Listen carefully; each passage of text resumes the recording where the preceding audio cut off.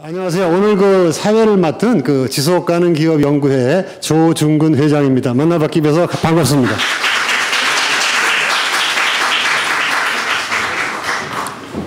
그럼 지금부터 김상원 의원실과 선진사회복지연구회가 주최하고 행안부가 후원하는 기본소득 복지정책인가 포퓰리즘인가에 대한 포럼을 시작하도록 하겠습니다.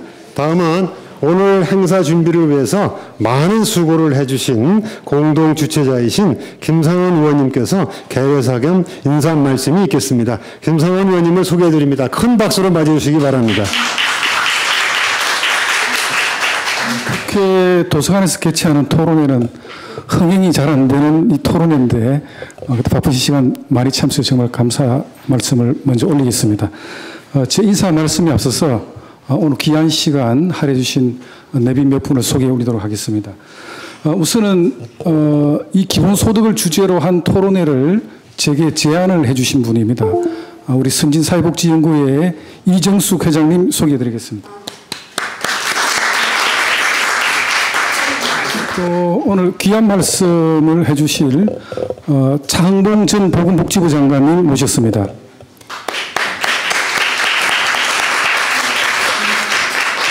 예, 역시 격려의 말씀해 주실 범시민사단체연합의 이갑산 대표님 모셨습니다. 예, 우리 동료 국회의원 몇 분께서 같이 자리를 해주셨습니다. 우리 대구 북구 갑의 양금희 의원님 참석했습니다. 예, 우리 대구 동구 갑의 유성걸 의원님 함께해 주셨습니다. 예, 대구 달성의 추경호 의원님 함께해 주셨습니다. 진주은과 우리 강민국 의원님 함께해 주셨습니다. 감사합니다. 저 뒤에 앉아 계십니다. 네, 감사합니다. 예, 또 우리 이번에 국회에 또 전문가로서 이렇게 입성해 주신 우리 보건복지위의 최윤숙 의원님 소개해 드리겠습니다.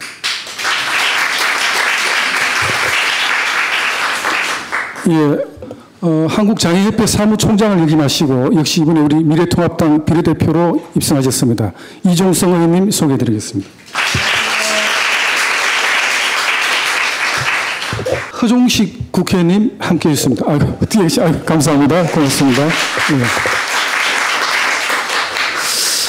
예, 오늘 또 우리 발제와 토론을 맡아주신 여러 패널 여러분들께 정말 진심으로 감사드리는 말씀을 드리겠습니다. 아시다시피 기본소득제는 현재 미래통합당의 비대위원장을 맡고 계신 김종인 위원장께서 화두를 던지셨는데 오늘 이 토론회는 기본소득제에 대한 선입견 없이 기본소득제가 과연 우리 대한민국 사회에 어떠한 의미를 가지고 있고 또 만약에 정책적인 대안으로서 시행을 하게 된다면 우리가 짚어야 될 문제점 또 간과해서는 안 될 어떤 몇 가지 요소들을 한번 짚어보고 활발하게 의견을 교환하는 그런 자리가 되겠습니다. 기본소득제는 현재 본격적으로 시행하고 있는 국가는 아무 데도 없습니다. 2017년도 1월 1일부터 아마 2018년까지 핀란드에서 한 2,000명 정도를 선별해서 월 한 76만 원 정도를 시험적으로 지원한 바가 있습니다.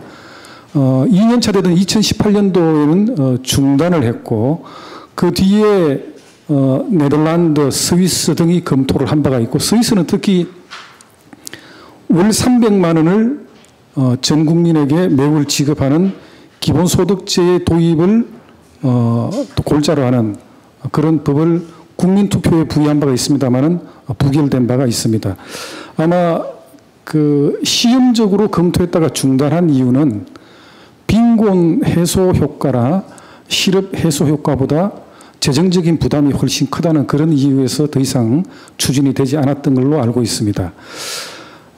지금 현재 우리 대한민국은 국가 부채가 좀 급증하고 있는 그런 상황입니다. 2022년도가 된다면 우리 지난 정부 때보다 한 370조 정도의 국가 부채가 증가하는 걸로 그렇게 기획재정부에서 예상을 하고 있습니다. 만약에 우리나라에서 국민 1명당 매월 30만 원씩 지급하게 되는 기본소득제를 시행한다고 가정했을 때는 매년 한 187조 원의 재원이 투입돼야 됩니다. 지금 한 1000조 이상의 국가 부채를 예상하고 있는 상황에서 기본소득제가 순탄하게 도입 시행될 수 있을 것인지에 대해서는 많은 분들께서 우려하고 계시고 또 다만 제4차 산업혁명 등과 함께 제대로 일자리를 확보하지 못하고 있는 국민들에게 대안으로 한번 시행해봄직하지 않나 하는 그런 제안의 말씀을 주시는 분들도 오늘 많이 계십니다. 오늘 여러 전문가들께서 기본소득제에 대한 또 평소 본인들의 지론과 또 해안을 저렇게 아마 소개를 해 주실 것입니다. 활발한 토론을 통해서 대안을 모색해가고 또 다음에 기본소득제가 아니라면 우리 대한민국의 복지 상황을 어떻게 개선해 나가야 될지 하는 그런 여러 가지 토론이 함께 이어졌으면 하는 바람입니다. 다시 한번 토론에 참석해 주신 모든 분들께 진심으로 감사의 말씀을 올리겠습니다. 감사합니다. 오늘 축사는 방금 소개해드렸던 차흥봉 전 보건복지부 장관이시고 현재 초록우산 어린이재단 대표이사를 맡고 계십니다. 박수로 맞이해주시면 감사하겠습니다. 소개받은 차흥봉입니다. 오늘 존경하는 국회 김상훈 의원님과 그리고 사단법인 선진복지사회연구회에서 공동으로 주최하는 기본소득에 관한 이 토론회에 제가 참석해서 축사 말씀을 드리게 된 것을 굉장히 뜻깊게 생각을 합니다.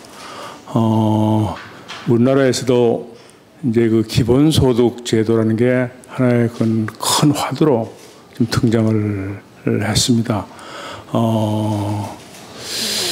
일부 정치권에서는 하나의 선거를 의식해서 이 기본소득제를 하나의 이슈로 제기하는 그런 정치적인 성격도 있는 것 같습니다.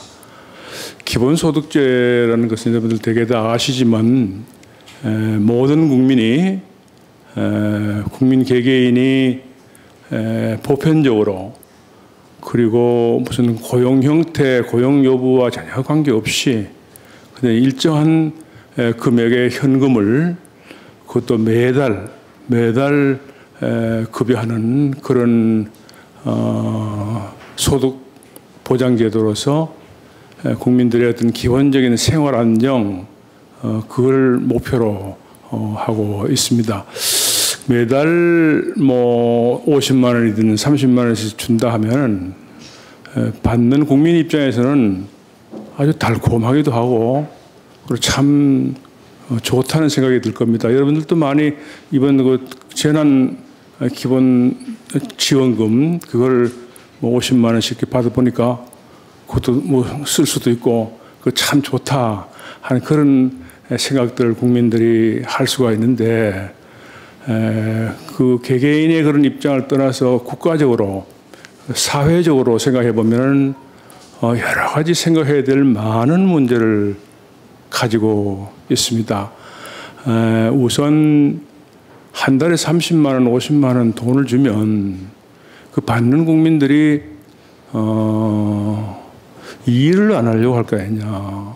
그 원래 일을 해서 돈 벌어서 먹고 사는 건데 돈을 나라에서 주니까 그러니까 일하지 않으려고 하지 않겠느냐. 근로의욕의 상실을 가져오지 않겠느냐 하는 것이 가장 아주 근본적으로 우려되는 상황입니다.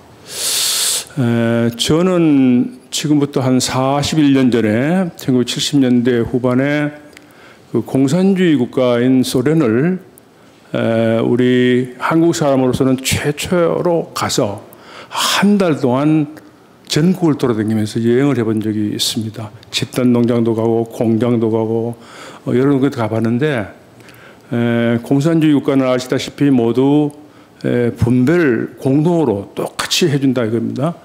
그러니까 어떤 현상이 벌어지느냐 하면은 집단 농장에 갔더니요, 이 열매나 곡식은 하나도 안 보이고 전부 그냥 잡초만 우거지고 공장에 가봤더니 구석구석에 좀 먼지만 퍽 쌓여 있더라고요. 저는 그걸 한 달 동안 돌아다니면서 보면서 이게 그 인류 사회의 해답이 아니다. 그런 생각으로 돌아와서 제가 정부에 그런 보고서도 낸 적이 있습니다. 똑같이 나눠주는 건 참 좋은데 똑같이 나눠주니까 내한테 돌아오는 어떤 인센티브나 자극이 없으니까 열심히 일하지 않는 것이죠. 그러니까 결국은 다 알다시피 결국은 체제가 무너지고 망하지 않았습니까? 공산주의 체제가. 그것이 불과 한 6, 70년 전 그런 일이고 지금 전 세계적으로 그런 체제가 결국은 망했다 하는 그런 실험을 우리가 해본 건데 우리가 기본소득제를 한다고 할 때 이런 그 부정적인 영향을 가져오면 국가 사회 발전에 어떤 문제가 있을까? 이 문제를 저는 근본적으로 생각을 해야 된다고 봅니다. 또 하나 기본소득으로 하면 되게 한 달에 30만 원씩 50만 원씩 돈 줄 텐데요. 그러면 우리나라 5천만 국민을 다 주려고 그러면 대체로 줄 잡아서 한 200조, 300조 이렇게 돈이 드는데 그게 우리나라 GDP의 10%, 20%의 돈이고 우리 보건복지부 예산을 다 넣어도 안 되는 그런 돈이고 정부 전체 예산의 30%, 40%를 기본소득으로 나눠준다 할 때 그 돈을 어떻게 조달할 수 있겠을는지 도대체 저는 감이 잡히질 않습니다. 어떻게 돈을 조달할 수 있겠는가 하는 게 하나의 큰 문제입니다. 결국 이 기본소득이 추구하는 기본적인 목적은 국민들의 소득 안정, 생활 안정인데요. 국민들의 생활 안정을 위해서 인류 사회가 만들어 놓은 그동안의 작품은 하나의 사회 안전망으로서의 사회보장제도입니다.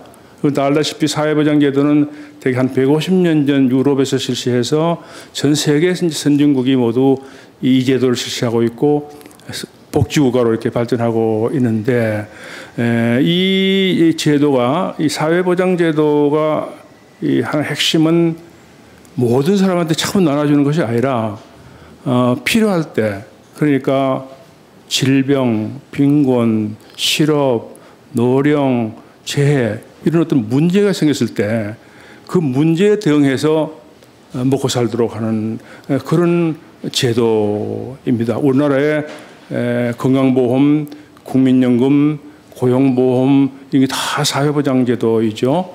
이 사회보장제도가 150년 전에 만들어져서 지금 인류 사회에서 이것이 차선이다.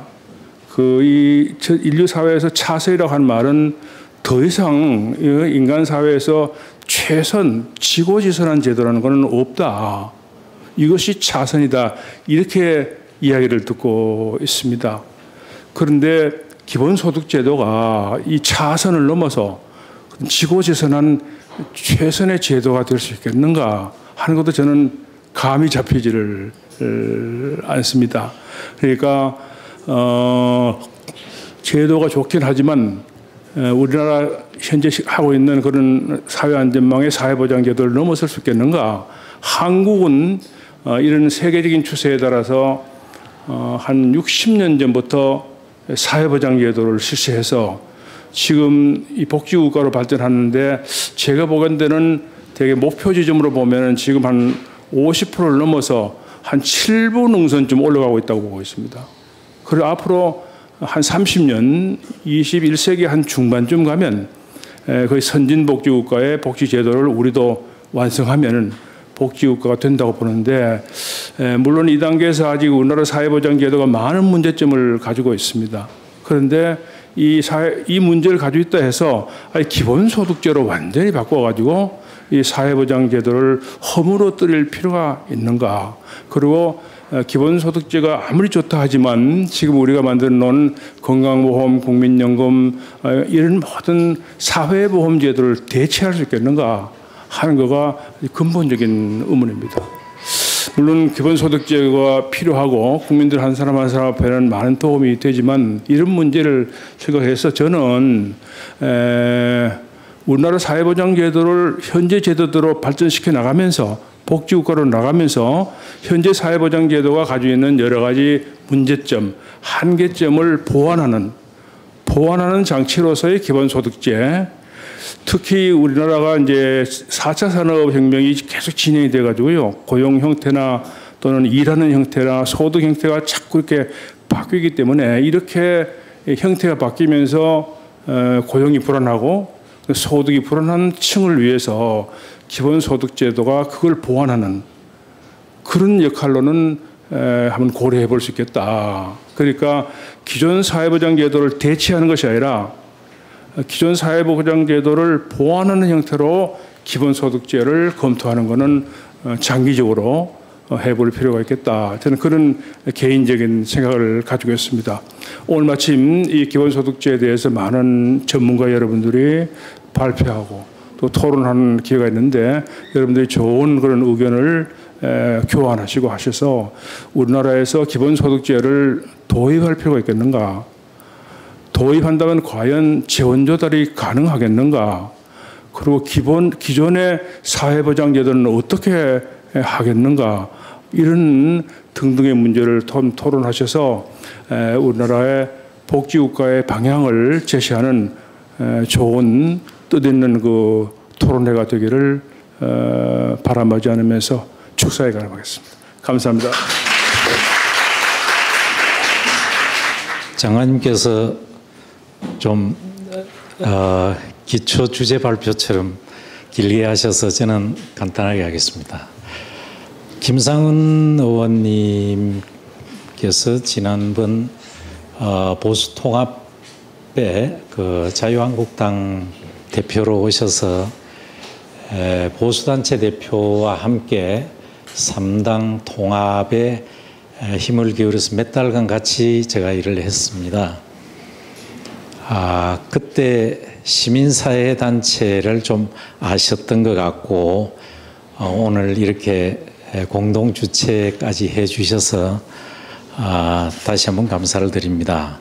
그 외 많은 의원님들 특히 3년 걸쳐서 좋은 후보로 좋은 정치인으로 박대출 의원을 우리가 선출을 했는데 오셔서 반갑습니다. 그 외 다른 분들 반갑습니다. 시민사회에 대한 이해가 사실은 정치인들에게 참 많지 않거든요.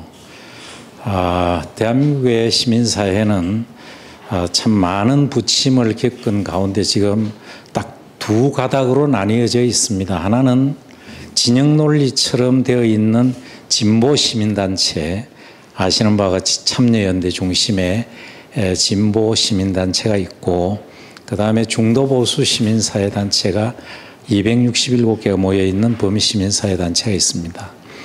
그 범사련 내에 우리 이정숙 회장께서 10여 년 동안 수고하시는 이 선진복지사회연구회가 있고 오늘 사회를 보시는 조중근 교수는 우리 범사련 초대 공동대표를 지내신 분이고 여기에도 시민단체장들께서 많이 와 계시는 것 같습니다.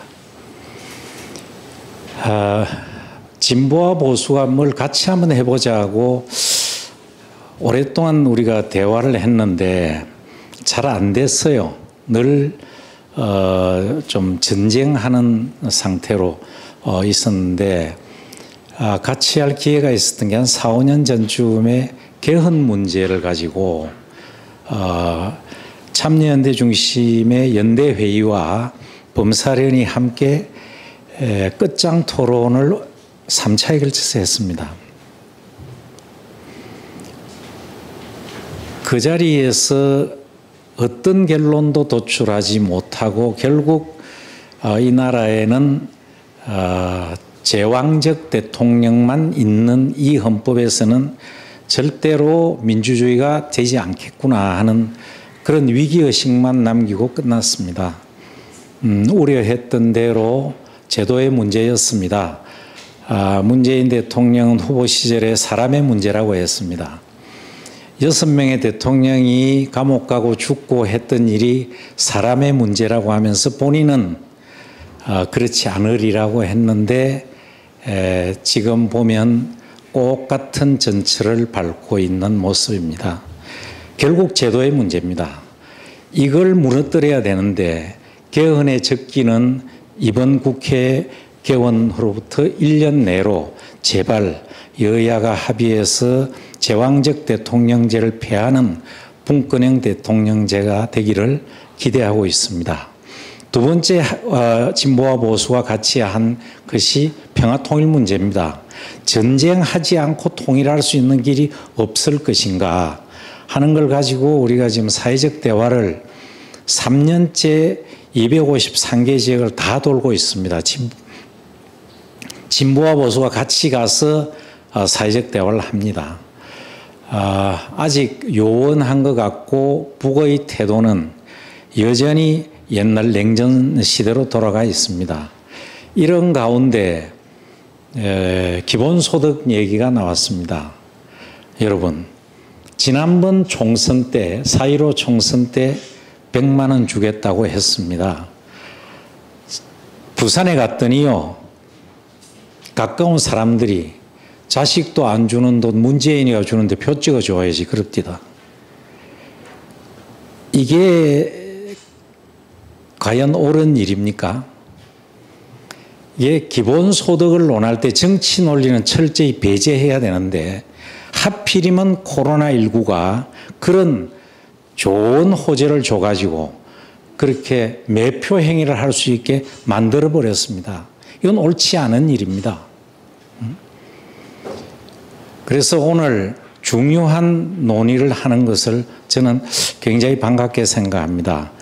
그러면서 제가 65세가 될 때에 지하철을 공짜 타는 일을 하지 말자고 캠페인을 했습니다. 서울 지하철이요 6천억 정도 적자입니다. 지금 이번 코로나 사태 때문에요 3천억 더 적자입니다. 그래서 9천억 적자예요. 그런데 보수라는 분들이 포퓰리즘을 반대한다는 분들이 먼저 가서 구청 가서 공짜표 타면 그거 포퓰리즘 반대하는 사람은 자격 없습니다. 100만 원 받는 거 안 받아야 됩니다. 그래야 보수입니다. 그래서 저는 우리 범시민사회단체 연합에서 이 돈 받지 마라 캠페인을 했습니다. 그리고 65세 넘으면 공짜 티켓 그거 받지 마라.